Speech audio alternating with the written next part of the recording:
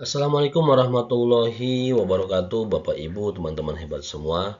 Pada kesempatan kali ini saya akan berbagi terkait dengan apa sih variabel penilaian atasan pada perencanaan kinerja guru dan kepala sekolah. Jadi yang banyak yang bertanya, banyak yang ribet luar biasa Bapak Ibu terkait dengan pengelolaan kinerja guru ini, seperti apa sih penilaiannya. Di sini Bapak Ibu kita lihat ada 4 variabel Bapak Ibu. Yang pertama, praktik kinerja. Yang kedua, pengembangan kompetensi. Yang ketiga, perilaku kerja. Yang keempat, dokumen akuntabilitas. Nah, dari keempat ini, mana sih variabel yang akan dinilai oleh kepala sekolah, oleh atasan kita?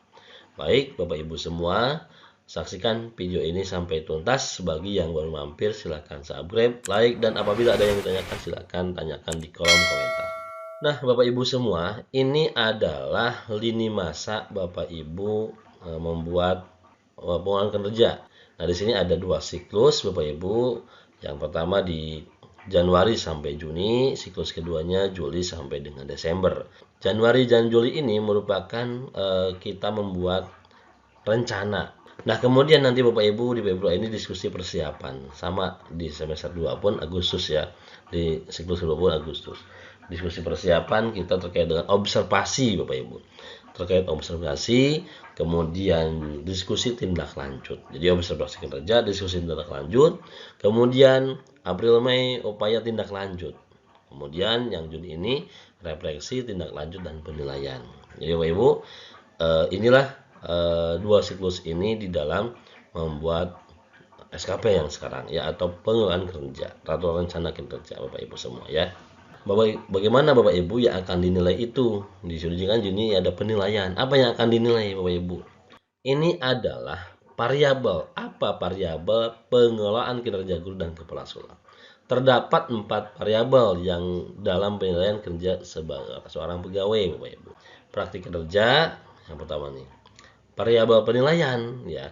Jadi praktik kerja ini adalah variabel yang dinilai Bapak Ibu. Praktik kerja ini adalah variabel yang dinilai. Berdasarkan apa yang kita pilih kemarin? Guru itu indikatornya D1, yaitu praktik pembelajaran. Ingat ya, guru indikatornya D1, praktik pembelajaran Bapak Ibu. Ngajar Bapak Ibu ya. Berarti kita praktik pembelajaran itu di kelas Bapak Ibu ya. Praktik pembelajaran. Kemudian yang keduanya kalau kepala sekolah indikatornya D3, kepemimpinan pembelajaran. Ya, jadi yang akan dinilai itu adalah oleh atasan. Yang pertama adalah praktik kinerja, di mana guru praktik pembelajaran, kepala sekolah kepemimpinan pembelajaran. Ini kan sudah biasa adanya supervisi akademik dari kepala sekolah untuk observasi kelas kan gitu Bapak Ibu ya. Untuk kita, untuk guru dan sebagainya. Kemudian yang keduanya ada pengembangan kompetensi Bapak Ibu. Nah, dilihat Bapak Ibu, pengembangan kompetensi itu apa saja? Pendidikan, pelatihan, non pelatihan, kontribusi komunitas, kemudian kontribusi sumber belajar. Ini yang ada di dalam 18 rencana hasil kerja kita yang sudah dipilih pada saat kita membuat RHK kemarin. Nah, ini yang kelima kategori ini, yang 18 itu masuk ke dalam 5 kategori ini Bapak Ibu. Nah, ini apakah ini menjadikan dasar put? Apakah ini adalah sebagai variabel penilaian? Bukan Bapak Ibu. Ini adalah variabel pertimbangan.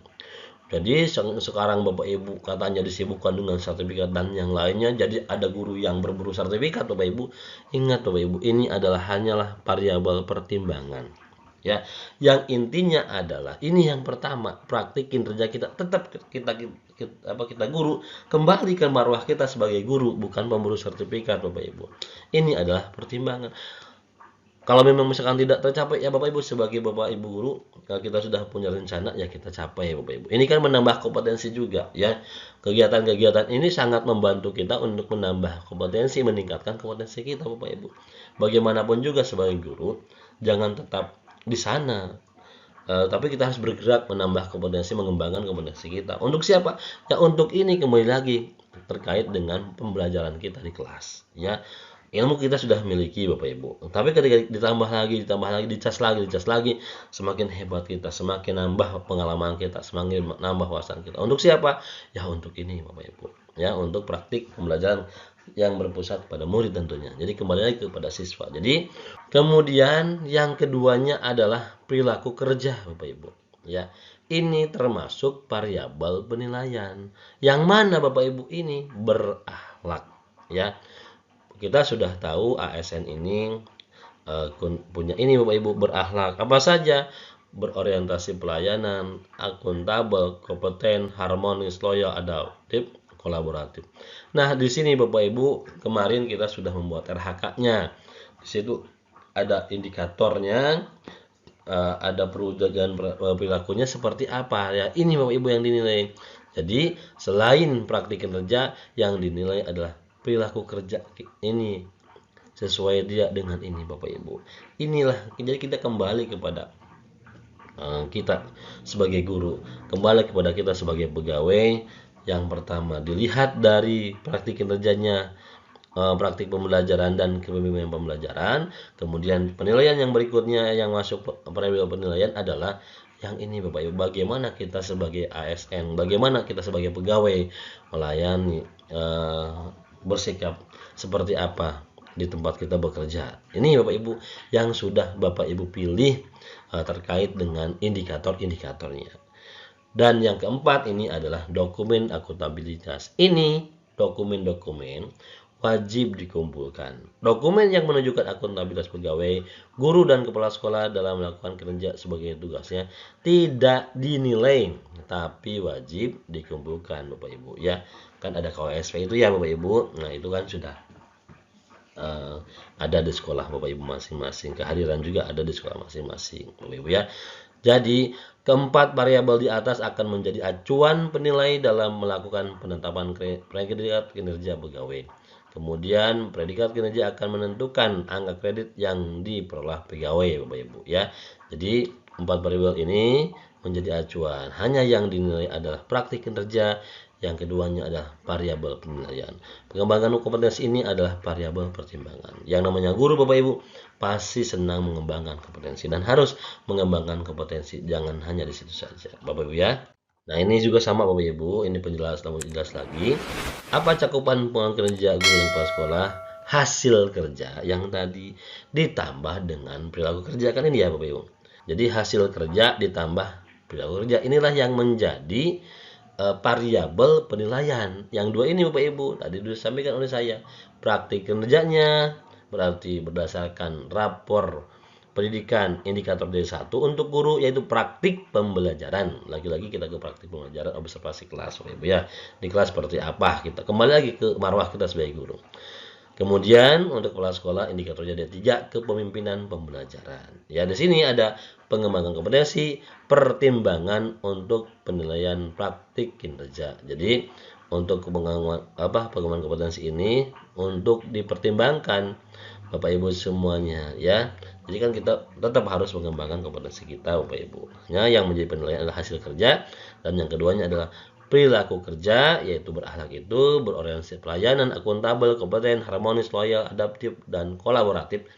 Ini yang menjadi penilaian yang kedua. Hasil kerja ditambah perilaku kerja sama dengan kinerja Bapak Ibu, sama dengan kinerja. Masuklah kepada penilaian kerja, ditetapkanlah kredit kita sangat baik, baik, cukup, kurang, sangat kurang. Kemudian dikonversi ke angka kredit Bapak Ibu ya. Nah, di sini dokumen akuntabilitas tadi sudah saya sampaikan, dikumpulkan tapi tidak dinilai Bapak Ibu ya. Kemudian apa yang akan dilakukan di bulan Februari nanti kita akan lihat Bapak Ibu simulasinya ya.